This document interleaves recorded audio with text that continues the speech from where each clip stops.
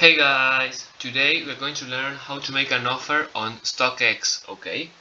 It's really simple. First we have to search for the item we want. In this case, for example, I'm going to grab this pair of shoes right here. And once they load, we can either buy now if we like the price, or we can, place an offer or a bid, okay? So we just click here where it says place bid. And here we basically can just select the size we want. Like for example, if I'm a size 9, we can just click here where it says 9.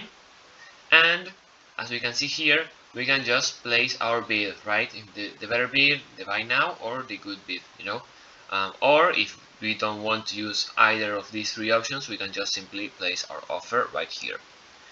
And just like that, you will be able to bid on the item and place a new offer, okay? Thank you guys for watching today's tutorial. If you have any questions, please leave them on the comment section below, and if not, I'll see you next time. See ya!